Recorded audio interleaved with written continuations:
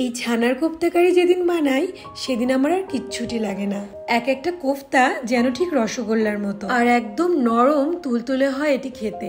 যারা নিরামিষ পছন্দ করেন তাদের তো ভালো লাগবেই, আর যারা পছন্দ করেন না আমার রিকোয়েস্ট একবার হলেও তারা বানিয়ে দেখবেন। গ্রেভিটা বানানোর জন্য টমেটো, আদা, বাদাম, কিশমিশ আর কাঁচা লঙ্কা ব্লেন্ড করে নিয়েছিলাম। 1 লিটার দুধের ছানা বানিয়ে নিয়ে তার মধ্যে নুন, চিনি, ধনে গুঁড়ো আর সামান্য ময়দা দিয়ে ভালো করে মেখে নিয়েছিলাম।